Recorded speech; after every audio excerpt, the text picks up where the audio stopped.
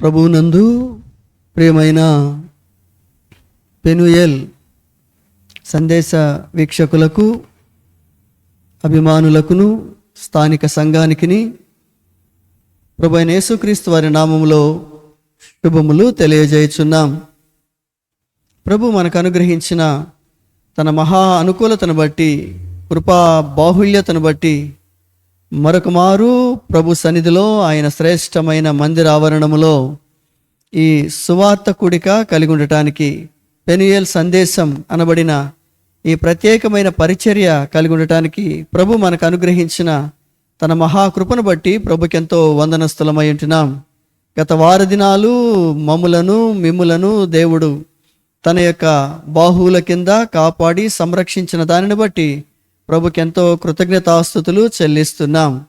తిరిగి ప్రియులారా, మనం కలుసుకోవటాన్ని బట్టి, ఈ విధముగా ఈ పరిచర్లో మనం కలిసి పాల్పంపులు పొందటాన్ని బట్టి మరొకసారి సంతోషంగా ప్రభుకి వందనస్తులమై ఉంటున్నాం. తిరిగి ఈ కూడికను మనం ప్రార్థనతో ప్రారంభించుకుందాం.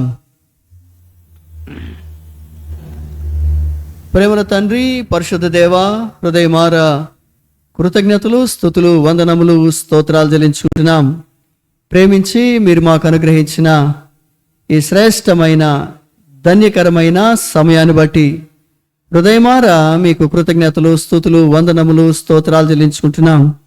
మీ కృపను బట్టి, మీ దయను బట్టి, మీ ప్రేమ, విశ్వాస్యత, వాత్సల్యతలను బట్టి హృదయమార మిమ్మల్ని పూజించి, గణపరిచి, హెచ్చించి, శ్లాఘించుకుంటున్నాం. తిరిగి ప్రభువా, ఈ రాత్రికాల సమయంలో మరొక మారు మీ సన్నిధిని, సాన్నిధ్యాన్ని కలిగి ఉండటానికి, ఈ విధంగా పెనుయేల్ సందేశం అనబడిన ప్రత్యేకమైన పరిచర్యలో పాల్పంపులు కలిగిన వారమై మీ వాక్యాన్ని ధ్యానించటానికి మాకిచ్చిన అత్యధికమైన కృపా బాహుళ్యత కొరకై స్తోత్రములు. ఈ కూడిక ఆద్యంతం మీరయ్యుండి నడిపించండి. మేమంతా కలిసి ఈ పరిచర్య ద్వారా ఆధ్యాత్మికమైన, ఆత్మ సంబంధమైన మేలు అనుభవించగలిగినట్లుగా అత్యధికమైన మీ కృపనిచ్చి మీ గణనామానికి మహిమ తెచ్చుకొనుమని మరొకసారి మా ప్రాణాత్మ దేహములను మీకు అప్పగించుకుంటూ, ప్రభా, ఈ పరిచర్లో వాడబడుతున్న వస్తువులన్నిటినీ మీరు పరిశుద్ధపరిచి పవిత్రపరచండి. ఆపరేట్ చేస్తున్న బిడ్డను కూడా జ్ఞాపకం చేసుకోనమని, వాక్యం అందించే మీ దాసును కూడా ప్రభా మీ సిలువ చాటును మరుగుపరుచుకొనమని, ఈ కూడిక ఆశీర్వాదకరంగా చేయమని యేసుక్రీస్తు మా రక్షకుని నామములో స్తుతించి ప్రార్థిస్తున్నాం మా తండ్రి, ఆమేన్.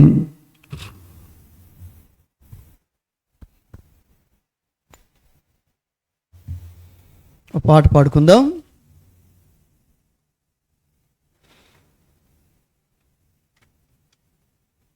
పాటల పుస్తకంలో నుండి 72వ పాట, 74వ పాట పాడుకుందాం. పాటల పుస్తకంలో నుంచి 74వ పాట పాడుకుందాం.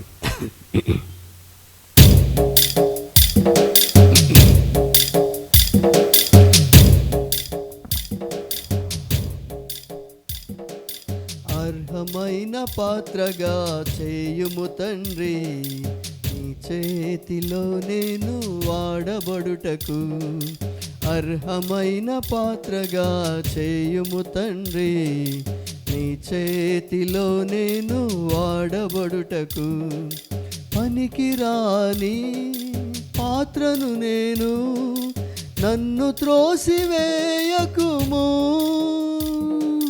పనికిరాని పాత్రను నేను, నన్ను త్రోసివేయకుము. నీ ప్రేమ నాపై చూపి, నీ ప్రేమ నాపై చూపి, యోగ్యమైన పాత్రగా నన్ను చేయుము.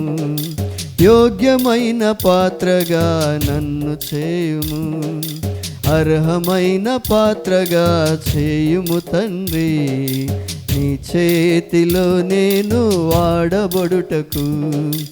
అర్హమైన పాత్రగా చేయుము తండ్రి, నీ చేతిలో నేను వాడబడుటకు. యవ్వనేచలా నుండి నన్ను వేరు చేసి నీతితో నింపు. యవ్వనేచలా నుండి నన్ను నన్ను వేరు చేసి నీతితో నింపు, భక్తిని సమాధానమును, భక్తిని సమాధానమును వెంటాడుటకు నాకు నేర్పుము ప్రభువా, వెంటాడుటకు నాకు నేర్పుము ప్రభువా. అర్హమైన పాత్రగా చేయుము తండ్రి, నీ చేతిలో నేను వాడబడుటకు. అర్హమైన పాత్రగా చేయుము తండ్రి, నీ చేతిలో నేను వాడబడుటకు.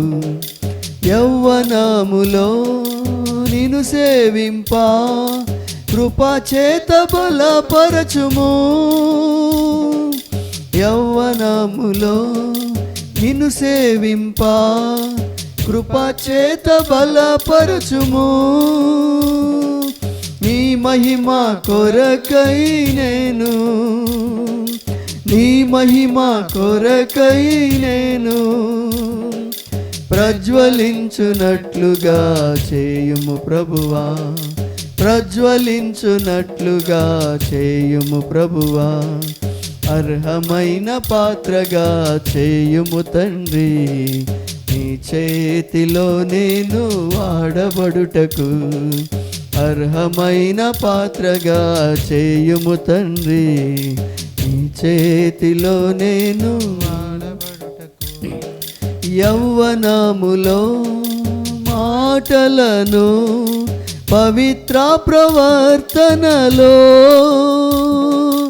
యవ్వనములో మాటలను పవిత్ర ప్రవర్తనలో నీకు మాదిరిగా నుండి, నీకు మాదిరిగా నుండి నీ కాడిని మోయుటకు సిద్ధపరచుము, నీ కాడిని మోయుటకు సిద్ధపరచుము. అర్హమైన పాత్రగా చేయుము తండ్రి, నీ చేతిలో నేను వాడబడుటకు. అర్హమైన పాత్రగా చేయుము తండ్రి, నీ చేతిలో నేను వాడబడుటకు. యవ్వన రక్తం నీ కోరకు సిలువ నుండి ప్రవహించెను, యవ్వన రక్తం నీ కోరకు సిలువ నుండి ప్రవహించెను. నీ పాపములన్నిటినీ, నీ పాపములన్నిటినీ ఒప్పుకొనిన నీవు కడుగబడెదవు, ఒప్పుకొనిన నీవు కడుగబడెదవు. అర్హమైన పాత్రగా చేయుము తండ్రి, నీ చేతిలో నేను వాడబడుటకు. అర్హమైన పాత్రగా చేయుము తండ్రి, నీ చేతిలో నేను వాడబడుటకు.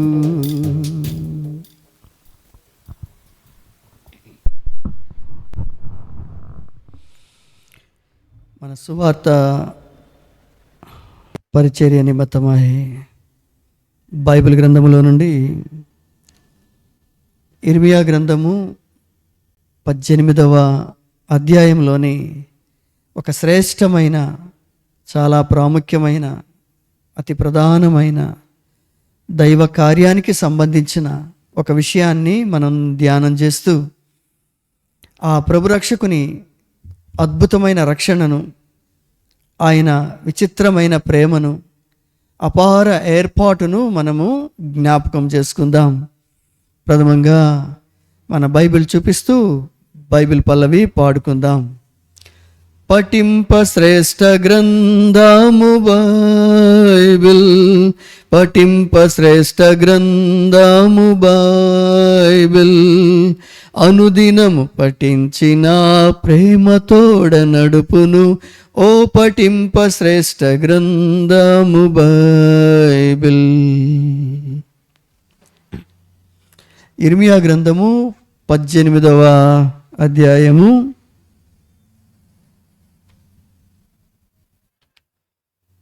ఇర్మియా గ్రంథము, పాత నిబంధన గ్రంథములో ఇర్మియా గ్రంథము 18వ అధ్యాయము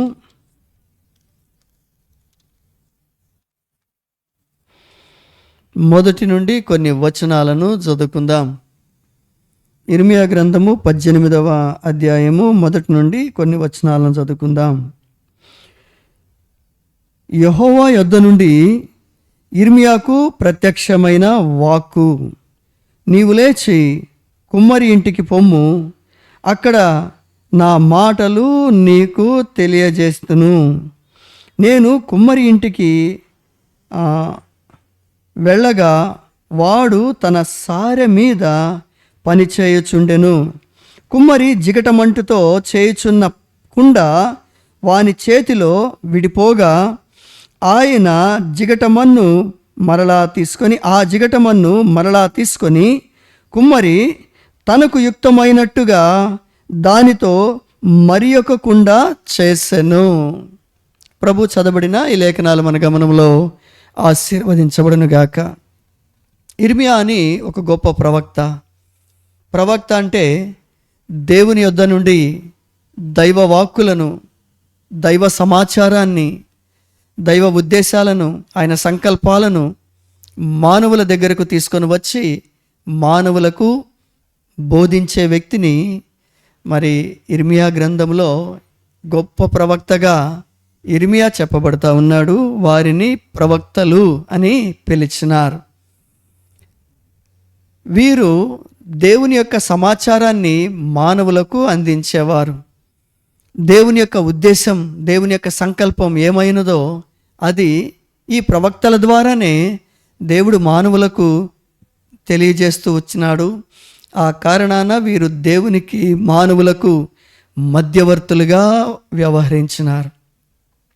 ఒకసారి దేవుడు ఇర్మియా అనబడిన ప్రవక్తకు ప్రత్యక్షమై ఇలాగా చెప్పినాడు, నీవు కుమ్మరి ఇంటికి పోవాలి. ఆ కుమ్మరి ఇంటికి పోయి ఆ కుమ్మరి వాని ఇంటి దగ్గరికి పోతే నేను నీకు కొన్ని విషయాలను తెలియజేస్తాను అని చెప్పినాడు. నువ్వు అక్కడికి పోతే నేను నా ఉద్దేశాన్ని, నా సంకల్పాన్ని, నా విషయాలను నీకు తెలియజేస్తాను అని చెప్పినాడు. ఆ ప్రకారంగా ఇర్మియా గారు మరి కుమ్మరి ఇంటికి వెళ్ళినాడు. అక్కడికి వెళ్ళినప్పుడు అక్కడున్న ఒక కుమ్మరి ఈ కుండలు, పాత్రలు తయారు చేసేవారు. మట్టితో తయారు చేస్తారు. సారె మీద ఒక చక్రం లాగుంటుంది. ఆ చక్రం మీద ఒక మట్టి ముద్దను పెట్టుకొని దానిని రకరకాలైన ఆకారాలతో మరి తీర్చిదిద్దే విధానాన్ని మరి వాళ్ళు కలిగి ఉంటారు. ఆ పాత్రలు మనం కూడా కలిగి ఉంటాం. కూజాలని, మరి చిన్న చిన్న సట్టెలు అంటారు, వాటిని పాత్రలు అంటారు, కుండలు అంటారు. మనం నీళ్లు నిల్వ చేసుకొని తాగటానికి వేసవి కాలంలో ఇలాగా చాలా సంగతులు ఉన్నాయి. ఆ కుమ్మరి ఇంటికి వెళ్ళినప్పుడు అక్కడ ఇర్మియా గారు ఒక విషయాన్ని గమనించినాడు. ఆ కుమ్మరి సారె మీద మట్టి తీసుకొని ఒక పాత్ర చేస్తూ ఉన్నాడు. ఆ పాత్ర తిరుగుతూ ఉంది, పాత్రను తయారు చేస్తున్నాడు. ఇలా చేస్తున్న సందర్భంలో ఏమైందంటే ఆ కుండ, ఆ పాత్ర ఆయన చేతిలో విడిపోయింది. అంటే క్రాక్ వచ్చేసింది, పగిలిపోయింది. బీట్లు వచ్చేసినాయి. దానికి బీట్లు వచ్చేసి అది విడిపోయింది అని చెప్పబడతా ఉంది. విడిపోయింది అని చూడండి, మళ్ళా నేను చదువుతాను. నేను కుమ్మరి ఇంటికి వెళ్ళగా వాడు తన సారె మీద పని చేయుచుండెను. కుమ్మరి జిగటమంటితో చేయుచున్న కుండ వాని చేతిలో విడిపోగా అనే మాట రాయమండి. ఆ జిగటమన్ను మరలా తీసుకొని కుమ్మరి తనకు యుక్తమైనట్లుగా దానితో మరి ఒక కుండ చేశాను అనే మాట చూస్తాం. విడిపోయింది. ప్రియులారా, ఒక గొప్ప ఉద్దేశాన్ని, గొప్ప దైవికమైన సంకల్పాన్ని ప్రభు మనకు బోధించాలి అని ఆయన ఉద్దేశించున్నాడు. ప్రియులారా, ఇక్కడ కనుక గమనించినట్లయితే ఈ సారె మీద ఆ కుమ్మరి మట్టి తీసుకొని కుండ తయారు చేస్తూ ఉన్నాడు. అనేకులకు ఉపయోగపడాలని, అనేకులకు సౌకర్యార్థంగా, ఉపయోగార్థంగా, అర్హమైనదిగా, ఉపయోగకరమైనదిగా, అనేకులకు చల్లని నీరు ఇచ్చేదిగా, చాలా కాలం మంచిగా పనిచేసేదిగా, సౌకర్యార్థంగా ఉండే నిమిత్తమై ఒక గొప్ప సంకల్పం, ఒక గొప్ప ఆలోచన, గొప్ప విధానం కలిగి ఈ కుమ్మరి ఆ పాత్రను చేస్తుంటుండగా ఇక్కడ రాయబడిన మాట ఏంటంటే ఆ కుండ కుమ్మరి చేతిలో విడిపోయింది అని చెప్పబడతా ఉంది. విడిపోయింది అంటే ఆయన దేన్నైతే అతికించి, దేన్నైతే ఉద్దేశించి, మరి ఏదైతే సంకల్పించి ఆయన చెయ్యాలి అనుకున్నాడో ఆ సంకల్పం నుండి, ఆ యొక్క ఉద్దేశం నుంచి, ఆ ఏర్పాటు నుంచి, ఆ దేవుని యొక్క చిత్తము నుంచి ఆ కుండ విడిపోయినట్లుగా చెప్పబడతా ఉంది. నా ప్రియ స్నేహితుడా, సోదరి, దేవుడు మానవులను చేసిన విధానాన్ని ఆదికాండములో మనం చూస్తాం. దేవుడు నేలమంటిని తీసుకొని నరుని నిర్మించి వాని నాసికారంధ్రములలో జీవవాయువు ఊదుగా వాడు జీవాత్మాయను అని వ్రాయబడతా ఉంది. ఒక మట్టి తీసుకొని ఆ మట్టితో చక్కని ఆకారం, తన పోలిక చొప్పున, తన స్వరూపమందు దేవుడు ఒక చక్కని పోలికతో మానవులను చేసినాడు. చేసి తన ఊపిరే ఆ మానవులకు ఇచ్చినాడు. ఉద్దేశం ఏంటంటే దేవుని యొక్క సంకల్పం, దేవుని యొక్క చిత్తము, దేవుని యొక్క ఇష్టము, దేవుని యొక్క ఉద్దేశము ఆ మానవుడు సంపూర్ణం చేయాలని, పరిపూర్ణం చేయాలని, ఫుల్ఫిల్ చేయాలని దేవుని యొక్క ఉద్దేశం. అయితే నా ప్రియ స్నేహితుడా, సోదరి, లోకములో ఉన్న ఆశలకు, లోకములో ఉన్న కోరికలకు, లోకములో ఉన్న అనేకమైన ఉద్దేశాలకు, ఆకర్షణలకు, పాపానికి, మరి అనేక రకాలైన ఆశలకు, కోరికలకు ఈ సృష్టించబడిన మానవుడు ఆకర్షితుడై దేవుని యొక్క ఉద్దేశంలో నుండి, దేవుని యొక్క సంకల్పంలో నుండి, ఆయన యొక్క చిత్తములో నుండి విడిపోయినట్లుగా ఆదికాండములో మనం చూస్తాం. ప్రభు చెప్పినాడు ఆదాము అవ్వలతో, మీరు ఈ ఏదైనా తోటలో ఉన్న ఫలవృక్షముల యొక్క ఫలములు ఏదైనా తినవచ్చు, కానీ తోట మధ్యలో ఉన్న జీవవృక్ష ఫలాన్ని మాత్రం మీరు తినకూడదు అని చెప్పినాడు. అయితే ప్రియులారా, మానవుని యొక్క మరి ఆలోచన విధానము, మానవుని యొక్క కోరికల విధానము, మానవుని యొక్క ఆశల విధానాన్ని మనం అక్కడ చూస్తాం. మానవుని యొక్క ఆకర్షింపబడే విధానాన్ని అక్కడ మనం చూస్తాం. ఆ విధంగా మనిషి మరి సాతాను చెప్పిన మాటలకు, మరి సర్పం రూపంలో వచ్చిన ఆ సాతాను యొక్క మాటలకు ఆకర్షితుడై, మీరు గనక ఆ పండు తింటే దేవదూతలు అయిపోతారు, దేవతల్లాగా అయిపోతారు, చాలా ఉన్నతమైన స్థితికి ఎదిగిపోతారని చెప్పినప్పుడు వారు ఆ స్థితిని ఆశించి, ఆ స్థితిని కోరుకొని, దేవుడు ఇవ్వని స్థితిని, దేవుడు కోరుకోని స్థితిని, దేవుడు వద్దు అనుకున్న స్థితిని, దేవుడు ఇది మనుషులకు మంచిది కాదు అనుకున్న స్థితిని మనిషి దేవునికి అతీతంగా, దేవునిని పక్కన పెట్టేసి, దేవుని చేతిలో నుంచి విడిపోయి, ఎట్లా చెప్పచ్చు మనం, దేవుని చేతిలో నుంచి విడిపోయి తన యొక్క ఆశలను, తన కోరికలను, తన యొక్క ఉద్దేశాలను, తన సంకల్పాలను నెరవేర్చుకోవాలి అని లోకం వెంబటి పరిగెత్తి పాపములో పడిపోయిన వానిగా ఉంటున్నాడు. ప్రియులారా, యోహాను రాసిన మొదటి పత్రిక 3వ అధ్యాయంలో ఒక చక్కని మాట ఉంటుందండి. పాపము వలన వచ్చు జీతము ఆజ్ఞాతిక్రమమే పాపము అని చెప్పి రాయబడతా ఉంటుంది. అదే మొదటి అధ్యాయం 7వ వచనంలో పాపము వలన వచ్చే జీతం మరణము, యేసు రక్తము ప్రతి పాపము నుండి మనల్ని పవిత్రులనుగా చేయను అనే మాట మనం అక్కడ చూస్తాం. ప్రియులరా, ఆజ్ఞ అతిక్రమమే పాపము. ఆ పాపము నుండి మనల్ని విడిపించడానికే సర్వోన్నతుడగు దేవుడు ఒక చక్కని ప్రణాళిక ఆయన ఏర్పాటు చేసినాడు. నా ప్రియ స్నేహితుడా, సోదరి, ఈ కుమ్మరి చేతిలో విడిపోయిన కుండ నిన్ను నన్ను సూచిస్తూ ఉంది. అనేకమైన లోక ఆకర్షణలు, లోక సంబంధమైన విధానాలు, లోక సంబంధమైన పద్ధతులు, లోక సంబంధమైన మనుషులు, లోక సంబంధమైన వాటికి మనము ఆకర్షితులమై దేవుని యొక్క ఉద్దేశంలో నుండి, దేవుని యొక్క సంకల్పములో నుండి, ఆయన నీ విషయమై కలిగి ఉన్న ఏర్పాటు, అలా చెప్పుకోవచ్చు, ఆయన నీ విషయమై కలిగి ఉన్న ఒక శ్రేష్టమైన ఏర్పాటులో నుండి నువ్వు బయటకు వెళ్ళిపోయినావు, దాన్నే విరిగిపోయినావు, విడిపోయినావు అని చెప్పి చెప్పబడతా ఉంది.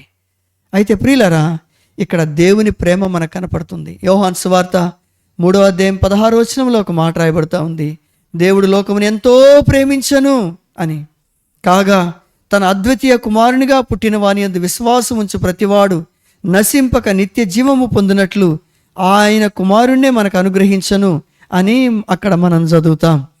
నా ప్రియ స్నేహితుడా, సోదరి, ఇక్కడ రెండవ విషయాన్ని మనం చదువుకుందాం. ఇర్మియా గ్రంథము 18వ అధ్యాయంలో రెండవ విషయం అక్కడ రాయబడిన మాట ఏంటంటే చూద్దాం.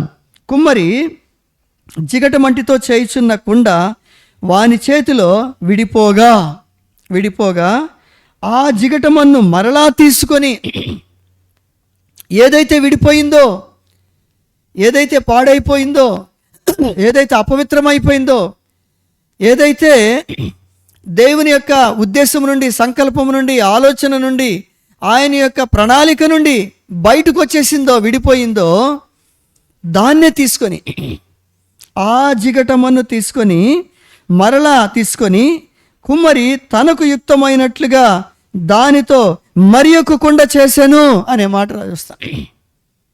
అదే మట్టి తీసుకొని తనకు యుక్తమైనట్లుగా మరి ఒక కుండ చేశాను అని చెప్పి రాయబడతా ఉంది.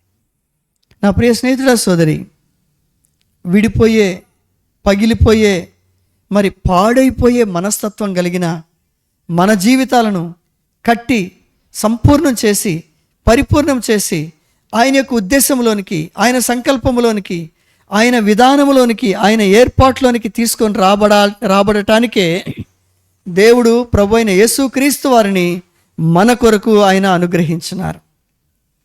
ఇక్కడ ఒక మాట చెప్పుకోవాలి, ఒక శ్రేష్టమైన మాట. అదే చాలా ప్రాముఖ్యం ఈ సందర్భం అంతటికి కూడా. జాగ్రత్తగా విందాం. చూడండి, ఈ కుమ్మరి మొదట ఒక మట్టి తీసుకున్నాడు, సారె మీద పెట్టినాడు, కుండ తయారు చేయటం మొదలుపెట్టినాడు. ఆ కుండ తయారు చేస్తుంటుండగా ఆ కుండ తన చేతిలో విడిపోయింది. అంటే దానికి విడిపోయే స్వభావం ఉంది, దానికి పగిలిపోయే స్వభావం ఉంది, దానికి వేరైపోయే స్వభావం ఉంది, దూరం అయిపోయే స్వభావం ఉంది. దేవుని యొక్క ఉద్దేశాలు, సంకల్పాలకు లోబడకుండా తన ఉద్దేశాలు, సంకల్పాలు నెరవేర్చుకునే స్వభావం ఉంది. అయితే ప్రియులరా, ఇక్కడ రాయబడిన మాట, కుమ్మరి మరలా ఆ జిగటమన్నే తీసుకొని, ఆ జిగటమంటినే తీసుకొని తనకు యుక్తమైనట్లుగా మరి ఒక కుండ చేశాను అనే మాట మనం చదువుతాం. మరి రెండవసారి ఎందుకని విడిపోలేదు? అది మనం ఆలోచన చేయాలి. రెండవసారి ఎందుకని విడిపోలేదు? మొదట విడిపోయిన ఈ కుండ రెండవసారి ఎందుకని విడిపోలేదు? ఎందుకని విడిపోలేదు అంటే, అది విడిపోకుండా ఉండటానికి దానికి ఏది అవసరమో దానిని కుమ్మరి రెండవ మారు కలిపి అప్పుడు దాన్ని కుండ చేయటం మొదలుపెట్టినాడు. కాబట్టి ఇదివరకు ఉన్న జిగటమన్ను వేరు, ఇప్పుడున్న జిగటమన్ను వేరు. ఇదివరకు ఉన్న జిగటమన్నుకు విడిపోయే స్వభావం ఉంది, ఇప్పుడు సారె మీద పెట్టిన జిగటమన్ను అలా విడిపోదు.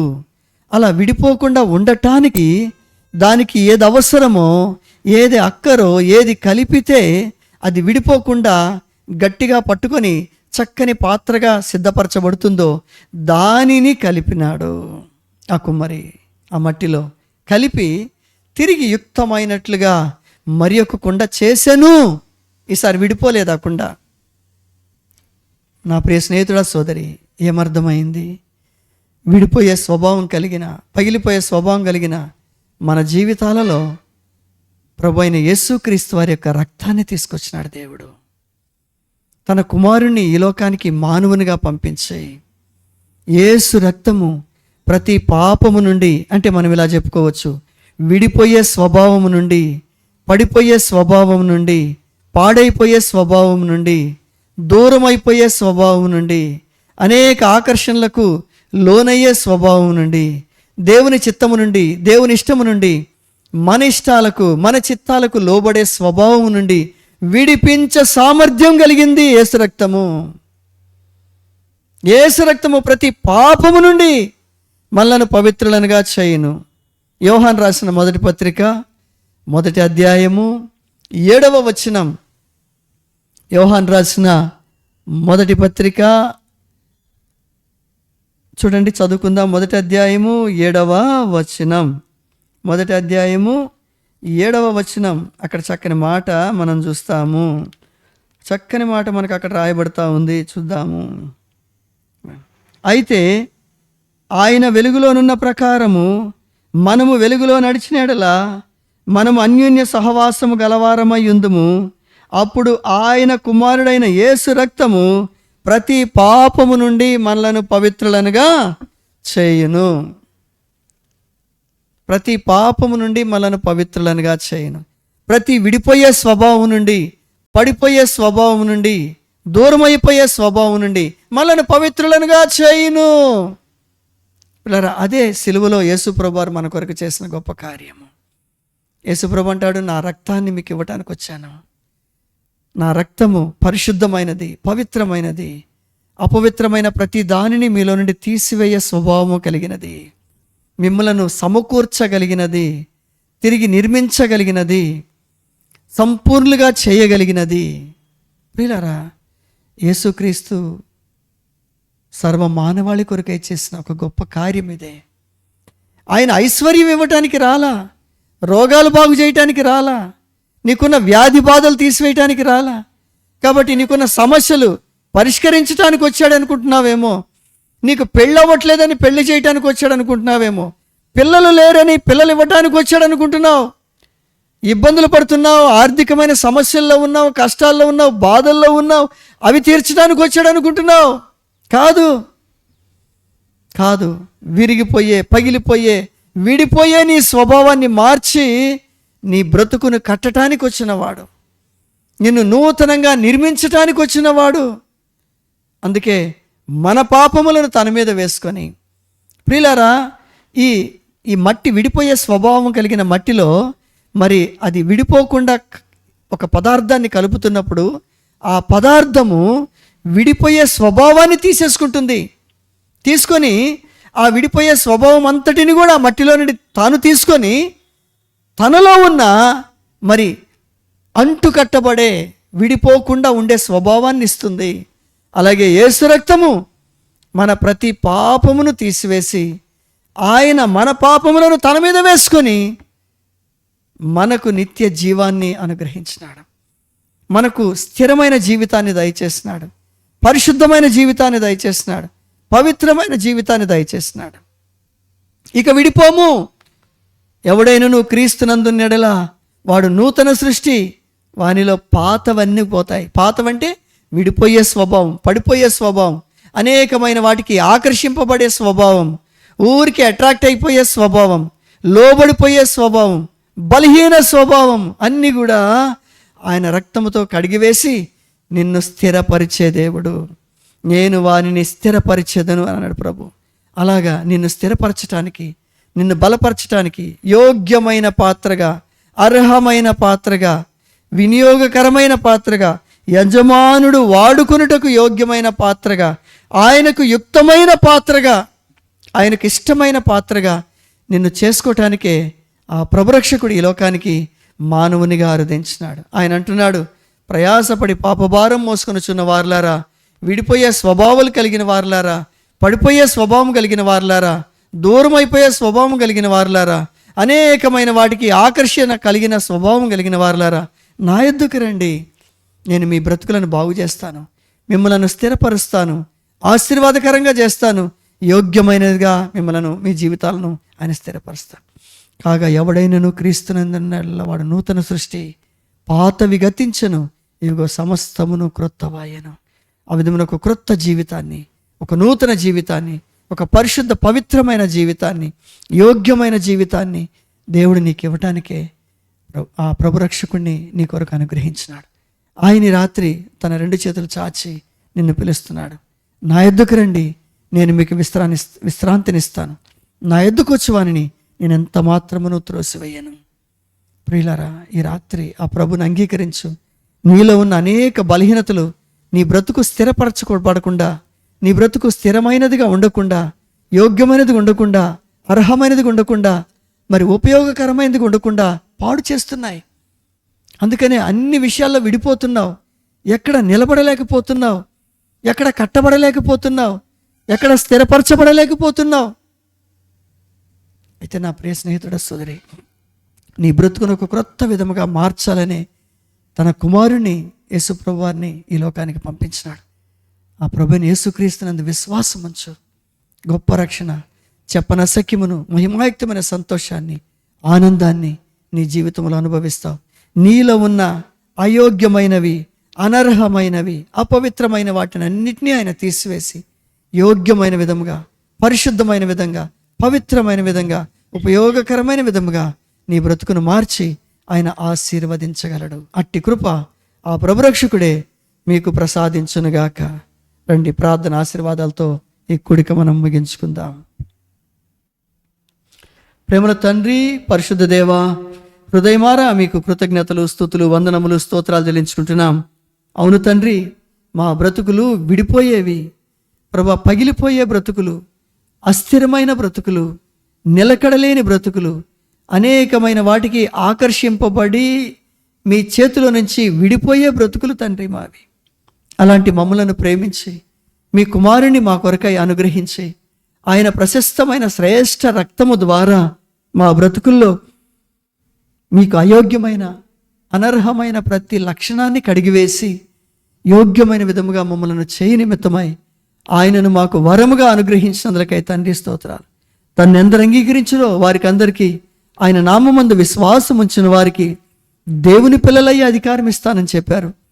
ప్రభు, ఈ రాత్రి అనేకులు ప్రభు అయిన యేసుక్రీస్తు వారిని తమ సొంత రక్షకునిగా అంగీకరించి తమలో ఉన్న బలహీనతలను, అయోగ్యతలను, మరి అపవిత్రతలను, అనర్హతలను కడిగి వేసుకొని మీ కొరకు అర్హులైన వారుగా, యోగ్యులైన వారుగా, అనేకులకు దీవెనకరమైన వారుగా, ఆశీర్వాదకరమైన వారుగా మార్చబడేదాని కొరకైనా అత్యధికమైన మీ కృపనిచ్చి మీ ఉన్నతమైన సంకల్పాలను నెరవేర్చుకొని మీ గణనామానికి మహిమ తెచ్చుకోండి. విన్నా మా ప్రియులందరూ, పాల్పొంపులు పొందిన ప్రియులందరినీ మీరు దీవించి వారికి రావాల్సిన మెండైన నిండైన దీవెనలు దయచేయమని, తిరిగి మళ్ళా స్వార్థ కుడి కొరికే మమ్మల్ని సిద్ధపరచుమని యేసుక్రీస్తు మా రక్షకుని నామములో స్తుతించి ప్రార్థిస్తున్న మా తండ్రి, ఆమెన్.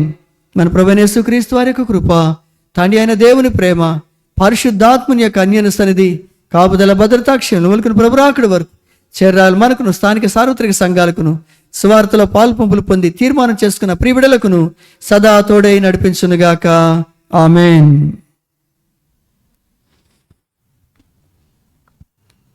మీకు అందరికీ ప్రభువైన యేసుక్రీస్తు వారి నామములో శుభములు. ప్రైజ్లాడండి. దేవుని వాక్యానుసారంగా చక్కని తీర్మానం చేసుకొని ఆ ప్రభువులో, ఆ ప్రభు రక్షకునిలో, ఆయన రక్తంలో కడగబడి స్థిరపరచబడి స్థిరమైన, శ్రేష్టమైన, ఆశీర్వాదకరమైన జీవితాన్ని జీవించినట్లుగా ప్రభు మీకు సహాయం చేయనుగాక. తిరిగి మరలా సువార్త కుడికలో కలుసుకుందాం. అప్పటి వరకు ఆ ప్రభు రక్షకుడే మీకును మీ కుటుంబాలకును తోడై నడిపించునుగాక. ఆమెన్.